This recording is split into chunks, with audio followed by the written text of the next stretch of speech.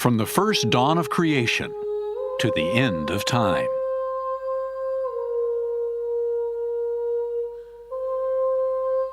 Our world, our lives, and every living thing are attuned to a cosmic song. A celestial cadence of light and dark.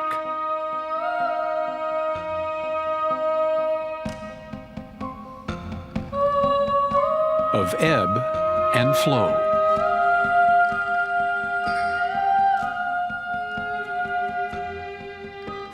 Of heat and cold. All set into motion by the epic dance of the sun, moon, and earth. These are the rhythms of life itself.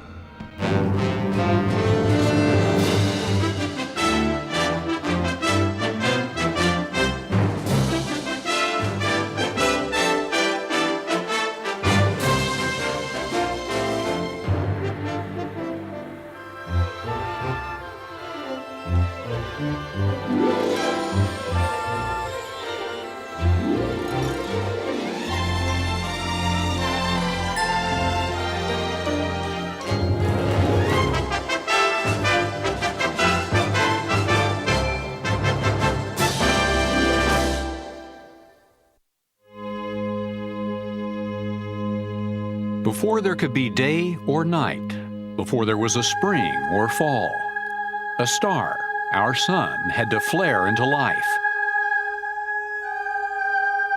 From the seething stuff of stars, over time, the planets of our solar system took shape.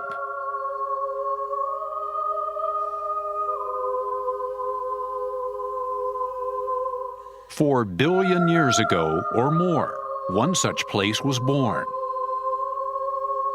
The planet called Earth, our home.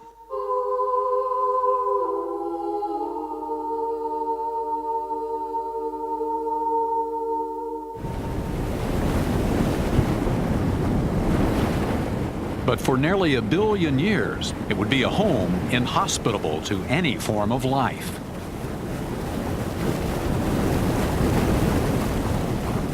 A red and angry globe, a churning mass of fire, poison gas, and molten rock. At the core of the planet raged an inferno.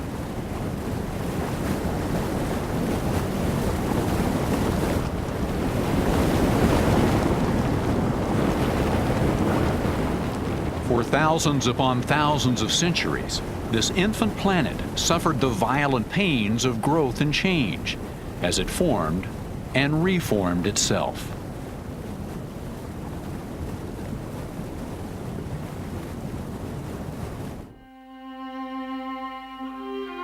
From the very beginning, the Earth knew night and day, but a night and day not like any we know now.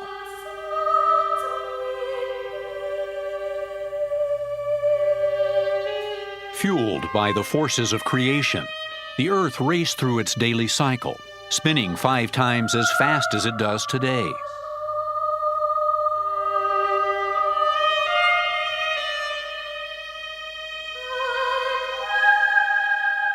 A few brief hours of starlight, a few brief hours of sun.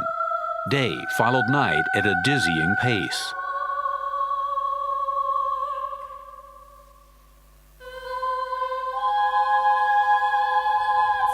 Earth and Sun were not alone in their orbits, but cosmic visitors rarely came to stay. Until one cataclysmic encounter transformed the heavens and Earth forever. One theory tells of a cosmic accident, a huge asteroid on a collision course. It may have been the birth of the moon, and so many of the rhythms of life. But first, the moon would have been a cloud of fragments, circling the planet like the rings of Saturn, before coming together into a huge, barren satellite.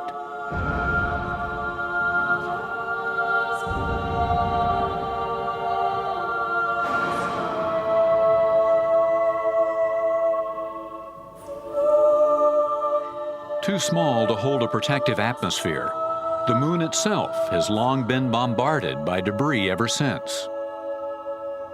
Without wind or rain to smooth the scars, its face bears everlasting witness to the violent nature of outer space.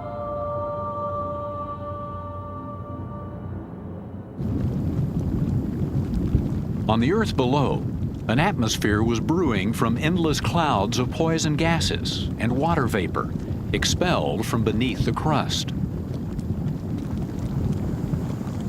Closer to the sun, the precious water might have boiled away.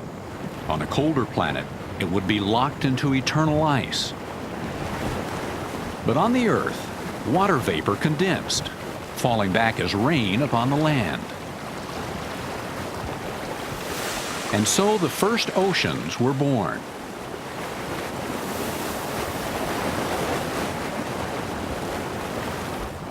Over millions of years, the seas rose to flood the Earth. But these were not the cool, life-giving waters we know today.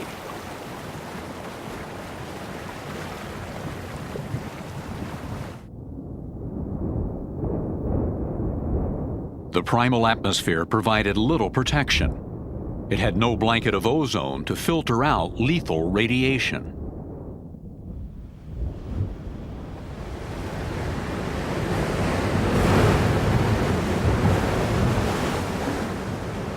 Virtually unobstructed, the sun's unforgiving rays seared whatever they touched.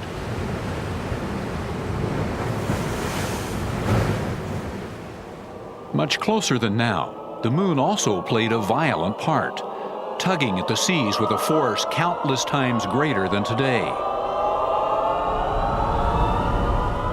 The first tides were mountains of water, miles high.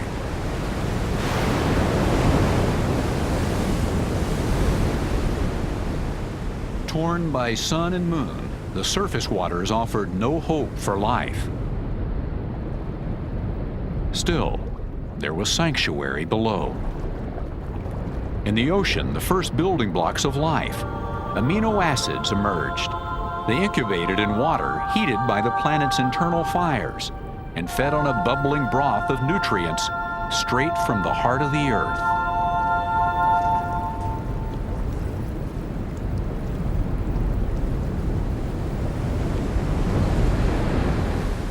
But even the ocean's depths were not safe from a cataclysmic universe.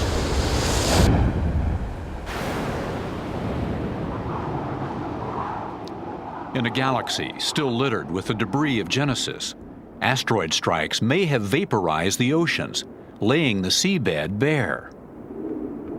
More than once, life on Earth may have been snuffed out. Yet the fire and rains of creation kept their hold on Earth, and the oceans rose again. Life has proven stubborn here. Some 3 billion years ago, as the Earth cooled and calmed once again, new forms appeared, the heralds of life as we understand it. In quiet, sheltered pools, algae spread. Colonies of single-celled organisms, they thrived off abundant sunlight and carbon dioxide. And in their waste, they left behind oxygen, the precious breath of life. This was the birth of photosynthesis, a new life-giving cycle that transformed the Earth. For countless millennia, algae flourished in the brief days so bright with sun. And now, the cosmic rhythms were changing. Gradually, the moon and its tides slowed the Earth's mad spinning, and the forces that bound planet and satellite together loosened their hold. The moon retreated to where she stands today, still slipping imperceptibly away over time.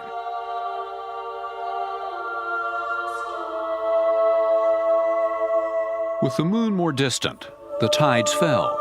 Calmer waters bred more algae and more oxygen.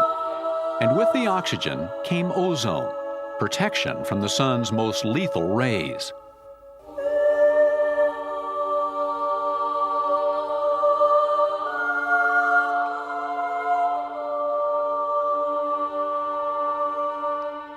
At last, the stage was set for the next phase of creation.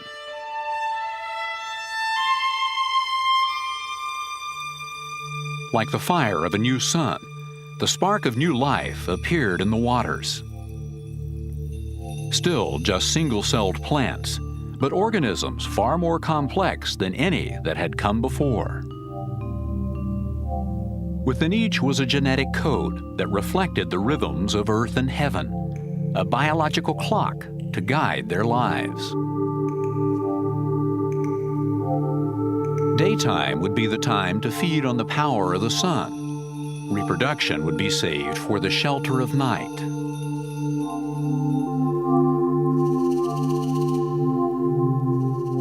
Millions of years later, this clock still synchronizes almost all life to the very spin of the planet.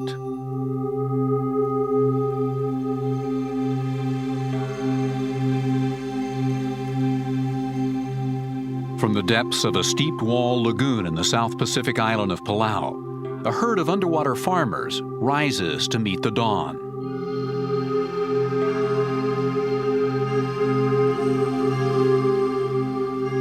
A swarm of jellyfish, tens of thousands strong.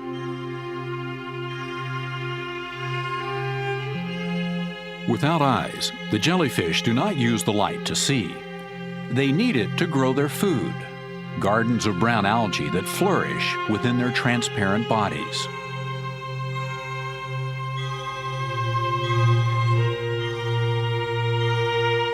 Denied sunshine, they would starve.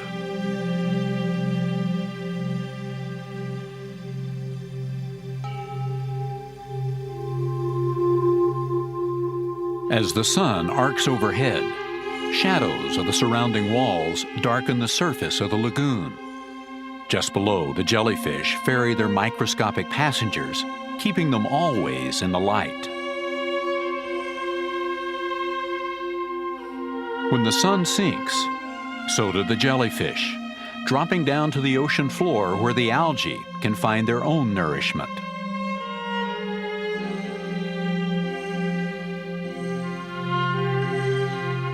Even without sight, the jellyfish will know when the sun returns again.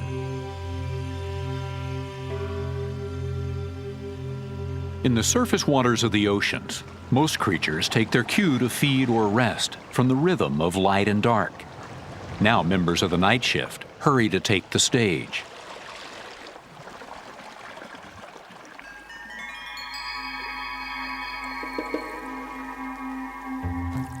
Roused by light-sensitive cells that announce the return of darkness, these prickly browsers set out to graze.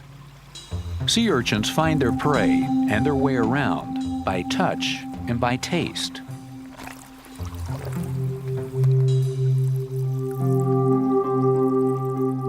Each night, clouds of plankton rise from the deep to feed, drawing out the coral who fish the waters with feathery nets.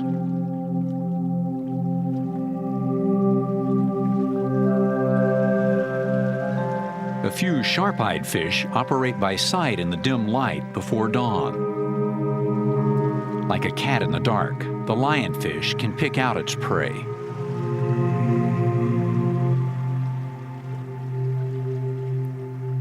The lionfish will slip into a crevice to hide from the daytime. Eyes sensitive enough for half-light may be too delicate for bright sun.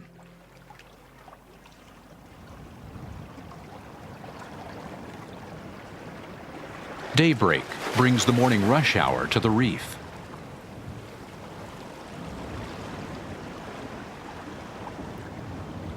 Far more complex than jellyfish or sea urchins, most fish depend on sight to survive. Without the sun, they are virtually blind to navigate their world, to find their food, or signal to their kind.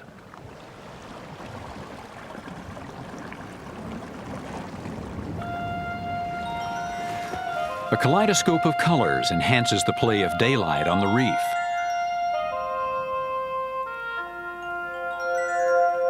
For the fish, stripe and hue holds clues and communications, helping them to identify mates, predators and prey in the busy rainbow of the reef.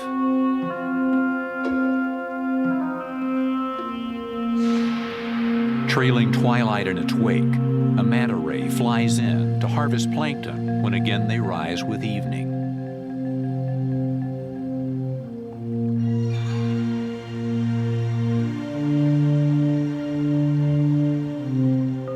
Sunlight fades, taking with it the world of color, and the day shift streams off the reef for the safety of deeper water.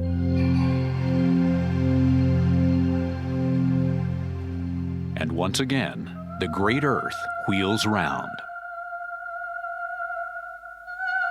The line between light and darkness divides those that live by land as well as the creatures of the sea. And even the land and sea themselves breathe with the rhythms of day and night.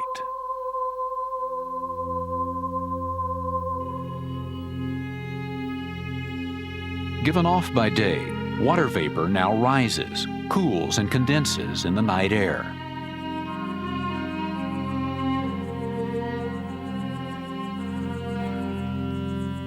From Earth, through plants, into the air, and back to the Earth again. The endless cycles of replenishment and renewal.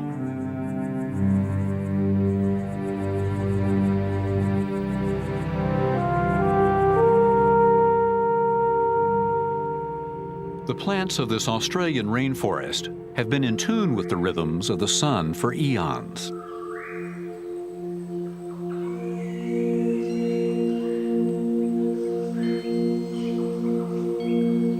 Here, an acacia tree wakes up and stretches for the dawn.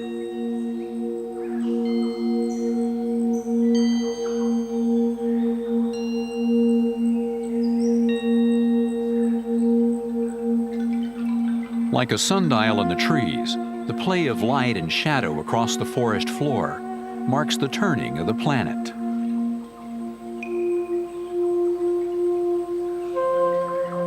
The shifting pool of light holds treasure for plants and animals alike.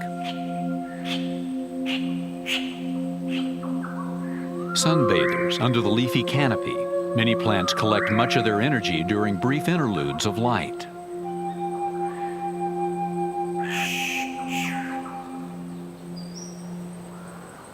A boastful bird takes the spotlight for a stage. In the dark, his finery is invisible, meaningless.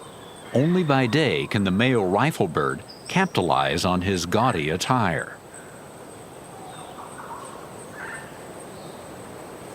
His appearance, like a feathered black and white rose, has been calculated by evolution to entice females to his side.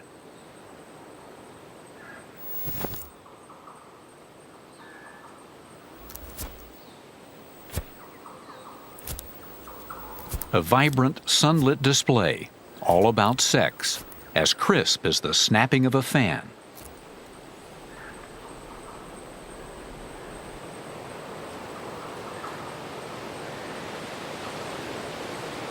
The last hours before sunset often inspire a flurry of movement. Once the sun fails, most birds will lose their powers of sight and of flight.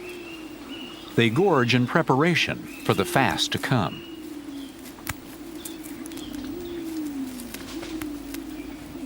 Color and flare are an advertisement for plants, too. Their brightly hued fruit attracts birds. And with the feast, the cycle of life and rebirth will continue. For after eating, the birds will spread the seeds of new plants far and wide.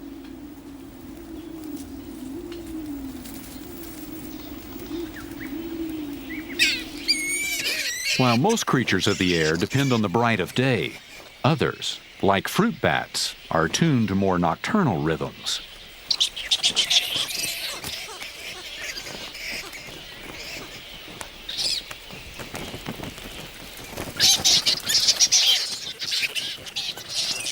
All day they had been invisible, sleeping in the shadows, saving their energy against the hot sun. Now twilight signals to them, a silent summons. The bats scramble and take control of the air the birds have left behind.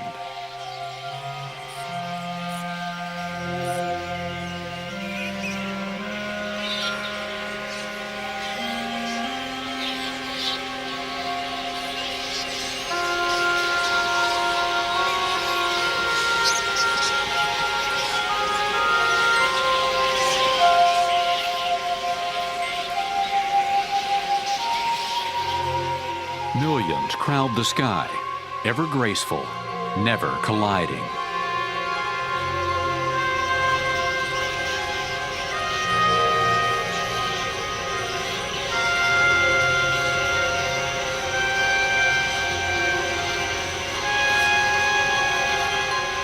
Foraging in darkness, the bats have turned to senses other than sight to find their way. They navigate the night by sound until they find a likely spot for a meal. By moonlight, plants need a different lure to attract visitors: perfume. Little is more savory to these bats than the scent of ripe blossoms and fruit. And once they take their fill, like birds, they carry seeds everywhere they fly, assuring the future of their favorite foods.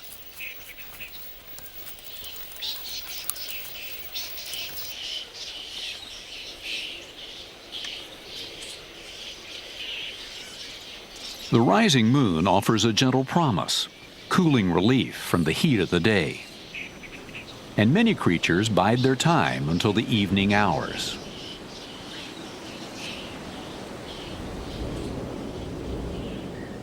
Other mammals have also learned to maneuver through the midnight air, like Australia's sugar gliders.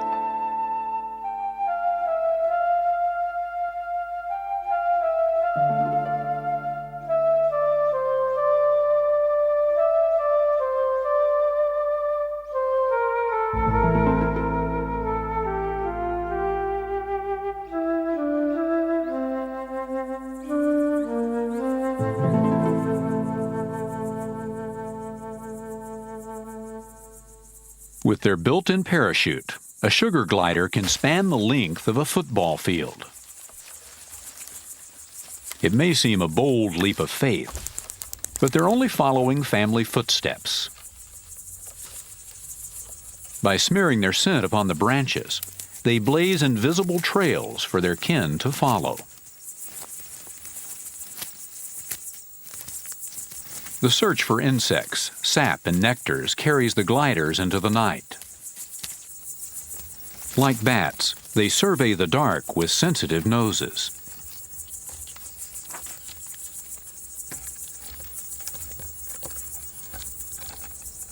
This evening harvest keeps these squirrel-like creatures safe from the predators of day. Instinct warns them to be back in their nest by dawn, before sharp-eyed hawks and eagles take to the skies.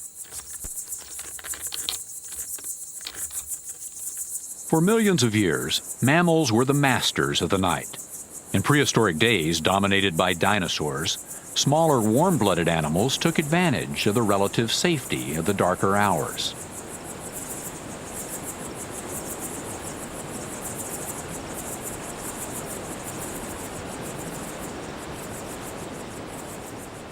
But the days when mammals were forced to hide from the coming of the light are long since over.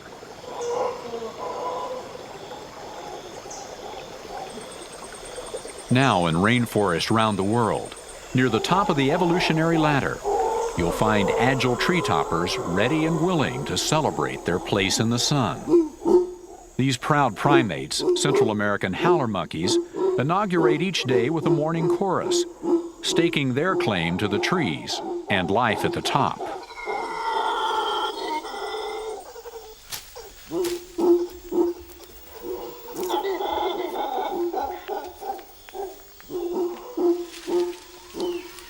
Higher still cling their smaller cousins, the spider monkeys. With few natural enemies, they rule the roost. Grasping hands and feet give them confidence to live life out on a limb.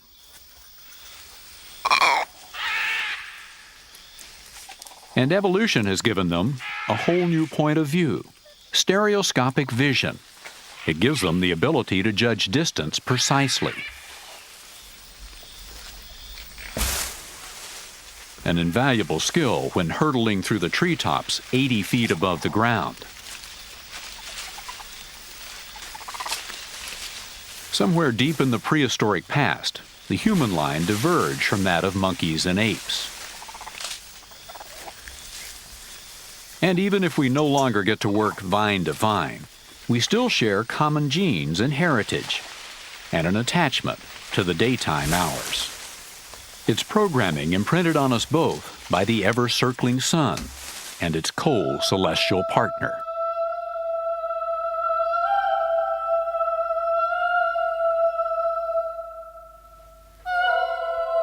Lunar rhythms cast long shadows over daily life on Earth. Though the mile-high tides of creation have shrunk to swells of mere feet, the rise and fall of the oceans still exerts a powerful force.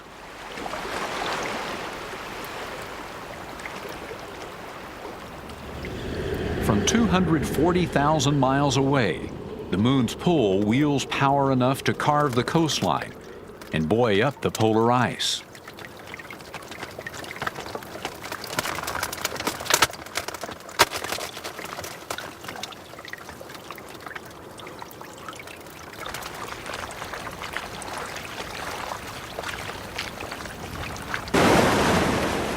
Four times a day, the sea scours the coast, always retreating, always returning.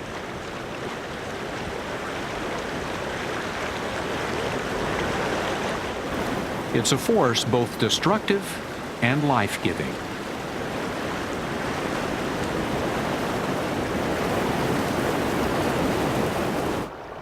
Many creatures thrive here, on the shifting boundary between sea and land.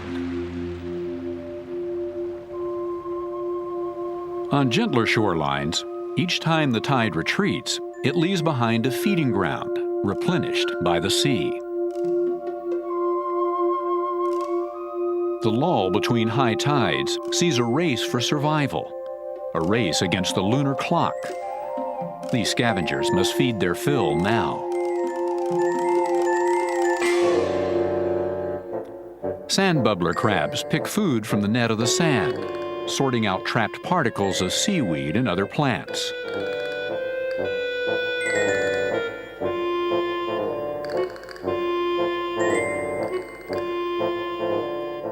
They leave behind delicate spheres of sand. It's a temporary testament to their labors.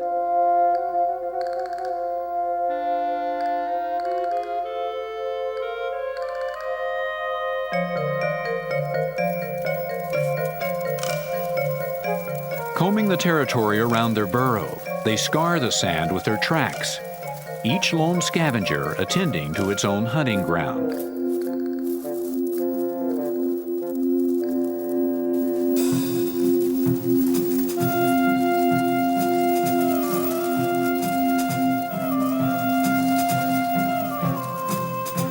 Other creatures march boldly forward with the strength of numbers.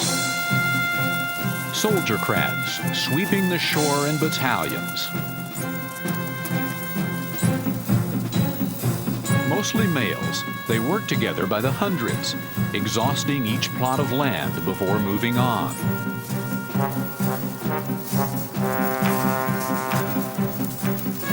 An army of crabs, a living tide of hungry hunters.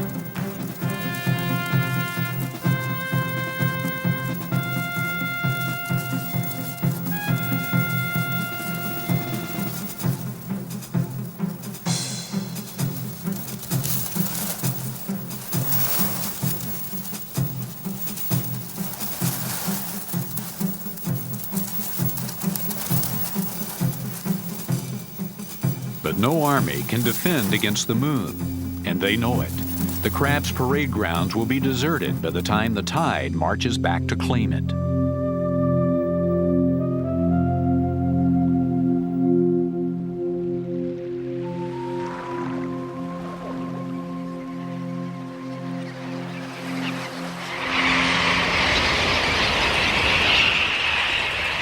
As water replaces land, those that can take to the air.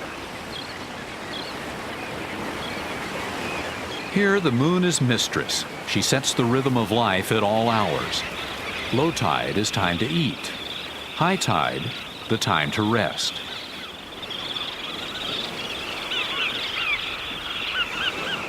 Wading birds make the best of life at the shore. Stilts for legs let them follow the water's edge as it ebbs and flows.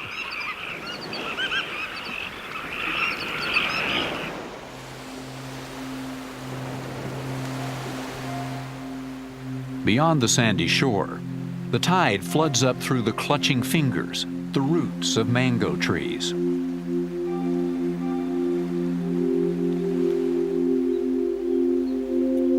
Here, in the muddy flats, the fiddlers dig their wells, preparing for the tide's return.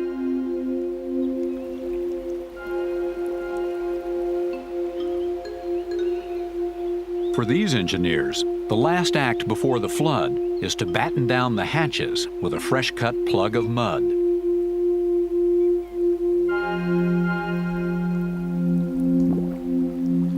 They'll wait out the flood submerged in underground burrows.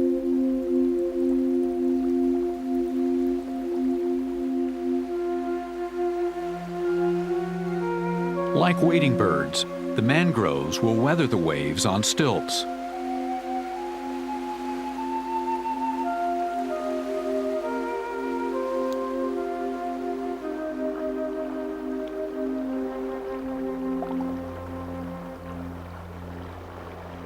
The rhythm of the tides beats both night and day.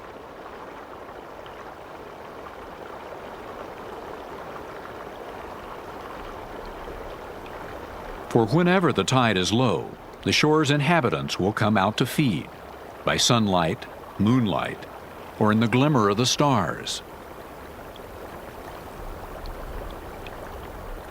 Behind this constant ebb and flow beats a second, slower tidal rhythm, a cadence that for many spurs the times of mating and of birth.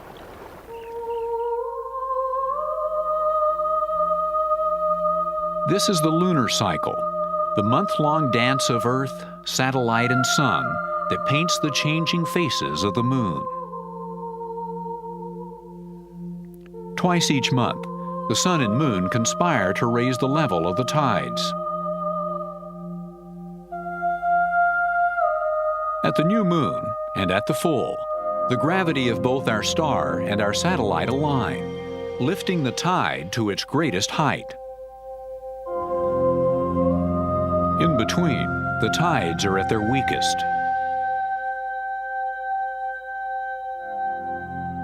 This monthly cycle of tides touches creatures of the sea in a place deeper than the daily rhythms of feeding and rest. A pair of male parrotfish swirl around each other, jockeying for supremacy. Their competition is a sure sign that the full moon is on the rise. This dance heralds the spawning season. When the full moon tide begins to ebb, the females will release their eggs. With the tug of the ebb tide, the mating frenzy begins. Thousands of fish, male and female, dash through each other's wakes, casting clouds of eggs and sperm together into the tide.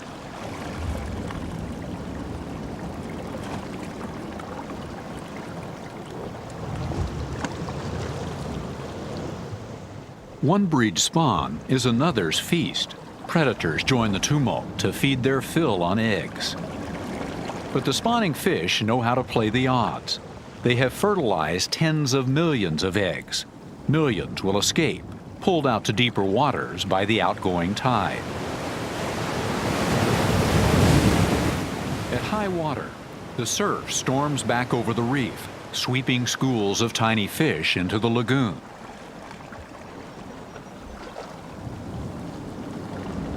A silvery cloud flashing on a watery wind.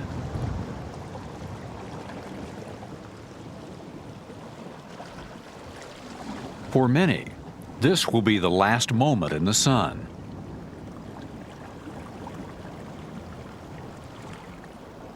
Trapped in quiet, shallow waters, they make easy prey for hunters circling above the surface.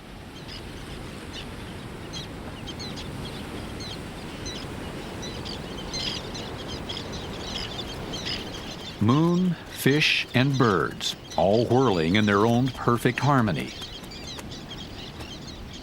This black-naped tern lives a life scored to the music of the tides. On the shore, females have laid claim to nesting sites, and some have already begun to lay eggs as well. While one bird minds the nest, its mate fishes the shallows.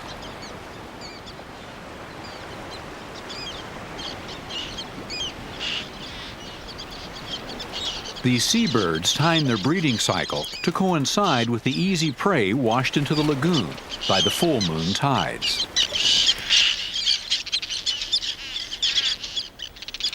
Now is the time to eat heartily.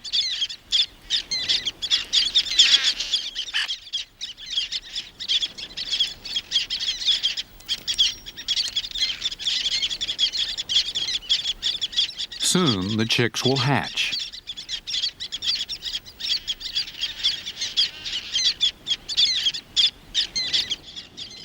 And soon the moon will come full circle, the tides again filling the shallows with tiny fish, all in time to feed newly hatched chicks. Although barren herself, the moon prompts the sexual life of many animals, both above and below the surface.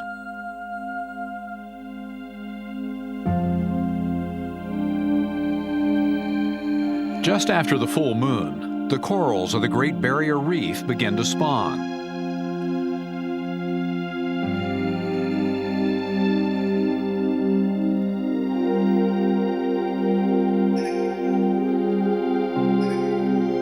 In a week, the tides will reach their slackest point, and over 200 different species of coral will launch their seed into a galaxy of eggs and sperm.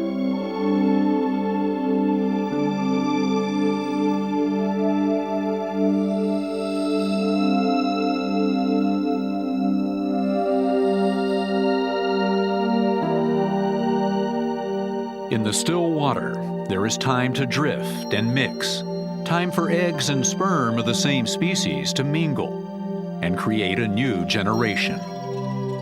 Seaworms who live embedded in the coral cast off their tails, adding to the blizzard.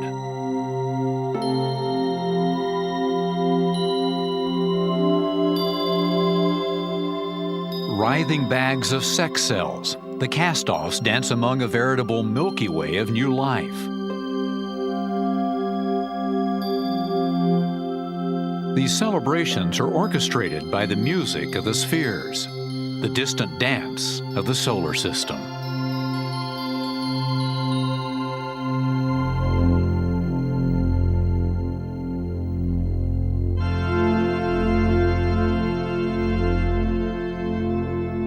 Like the moon, the sun also sings to us in rhythms slower than the everyday of rise and set. Around this star journeys the Earth at a stately year-long pace, initiating the cycle of the seasons, ferrying winter and summer from south to north and back again. Even at the poles, the sun makes her mark with the shimmering aurora, the wake of the solar wind. In the Antarctic, the cycle of the seasons becomes one with the rhythms of the day and night. Here, 6 months of sunlight are followed by 6 months of dark and dusk, summer followed by winter. Even in the extremes of Antarctica, life is tenacious. Throughout the dark of the polar night, each male emperor penguin guards a single precious egg. Hardly moving, never hunting, they've not eaten since autumn.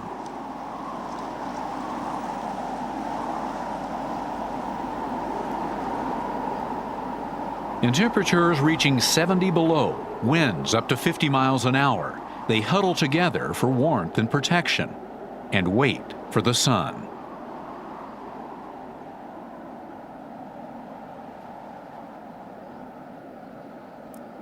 In a land where evening lasts for 6 months, dawn can seem to take forever. Finally, the penguin chicks will hatch, and like their fathers, they will be desperate for food.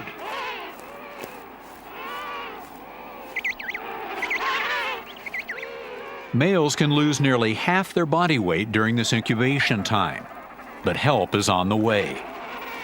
Mother's coming. For months, they have been feeding on the bounty of winter seas.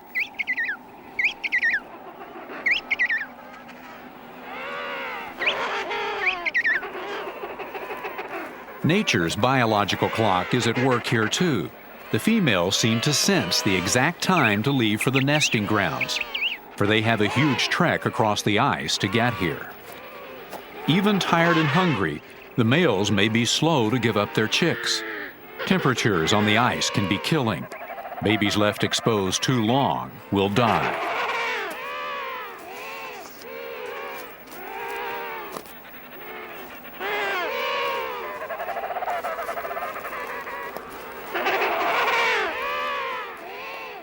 The guard successfully changed, males are free at last to head to the sea and to feed.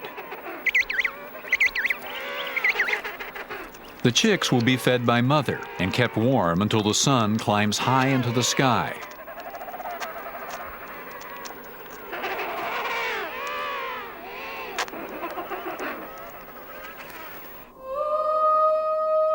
Ever and always, the coming of summer depends on the swing of the earth as it circles the sun and as it reels on its tilted axis.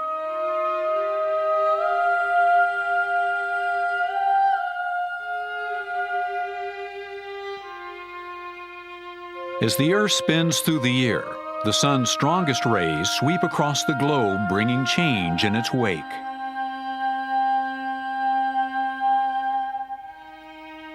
Near the equator, the angle of the sun's rays varies little through the year. Still, it's enough to give the tropical regions their own seasonal rhythm, the cycle of drought and flood, the wet and the dry. September in Australia. The air above the baking northern plains rises with the heat. With it comes cloud banks full of moisture, pulled inland from the coast. The wheeling clouds bring drama, but no relief to a thirsty land.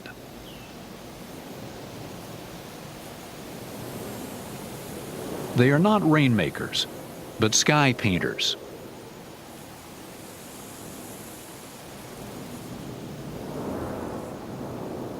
The monsoons are still months away.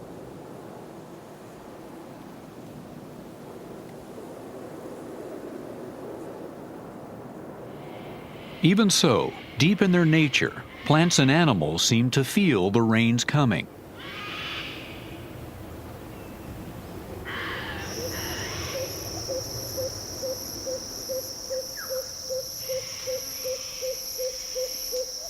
A new cloud stirs, plant suckers rising with the rhythms of the spring.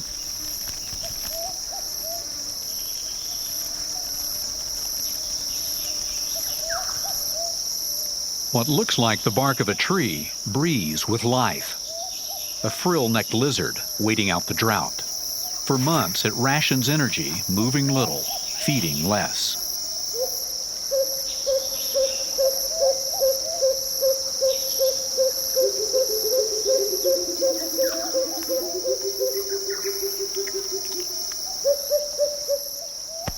Wallabies are rainy day lovers. While they wait for the wet season, males joust for the chance to mate.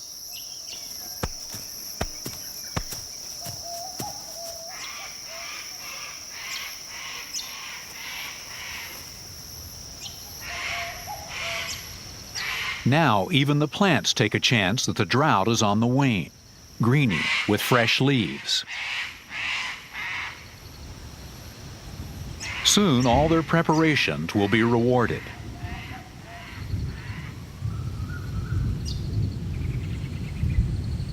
The wet, the season of the rains is coming at last.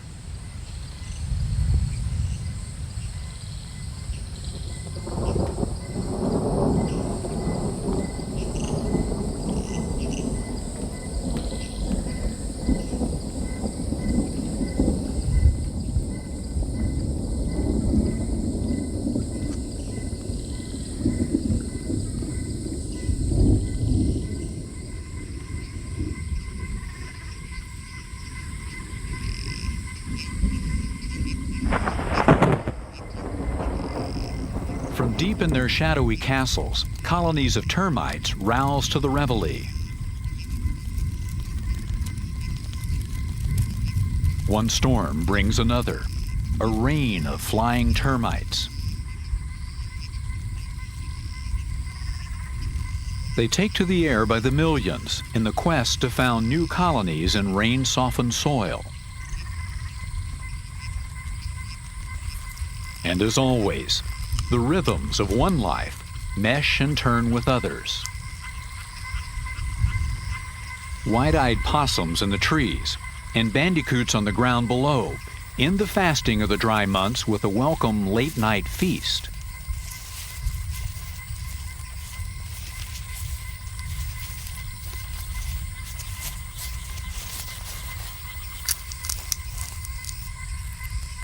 At the end of their migration, termites shed their now useless wings. Many will fail to ever find a mate and burrow safely underground.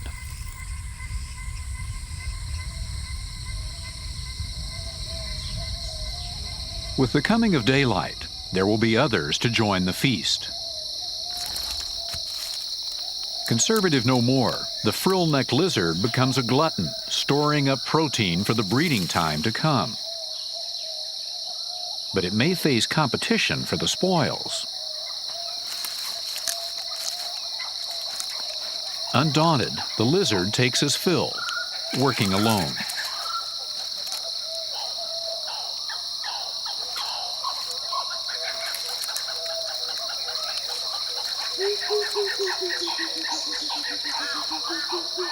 The green ants do it differently, working together in groups.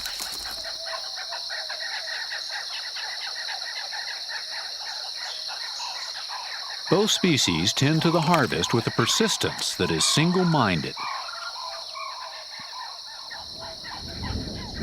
Little disturbs the teamwork of ants. They scavenge night and day, dry or wet. At the peak of the rainy season, the storms are now more than most animals might care to see.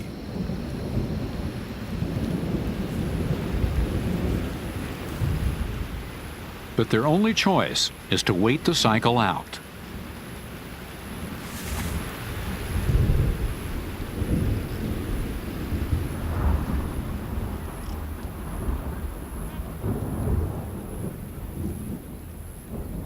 Like the rhythm of the tides, the rolling seasons of wet and dry shape life for every plant and animal on this land.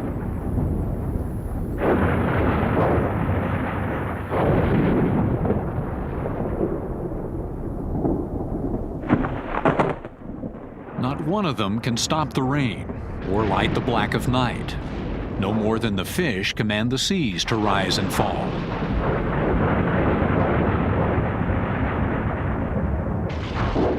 One creature only dares to fight the night.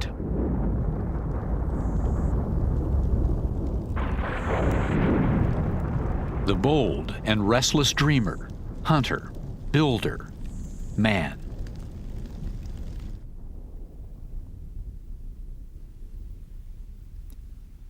But even in our cars and castles, we submit to the rhythms of the earth.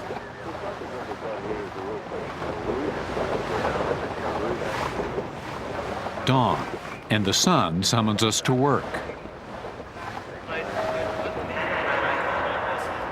We swarm like schools of fish to the cities, flashing to feed and mingle on the reef.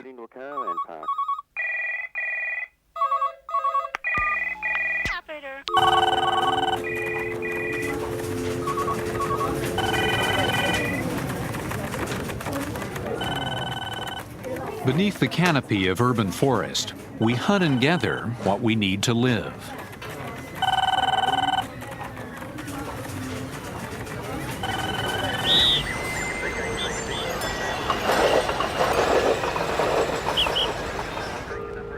And dusk still calls us home again, a flock of birds returning to the roost.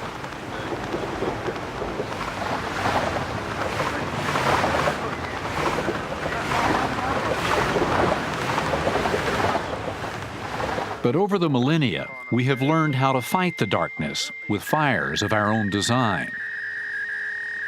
We strain against the boundaries, reshaping the border between night and day. We create our own complex orbits, drawn to the sky and the distant heavens.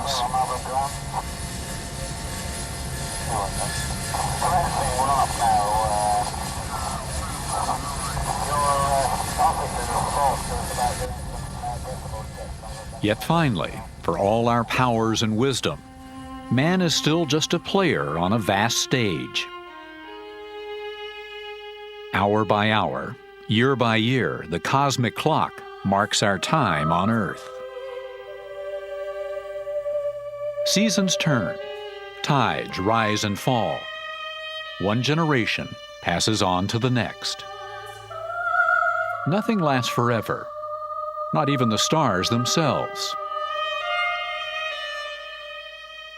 Night by night, over countless years, the Earth will slow on its axis. The moon will drift yet further away. Days will lengthen, the tides grow quiet. Billions of years from now, the seemingly endless cycles will come to a close, as the fires of creation at last consume the sun. Yet ours is but one small star in one tiny galaxy, in a universe beyond measure. Perhaps there are other rhythms of life unseen by our eyes, yet as grand and majestic as our own.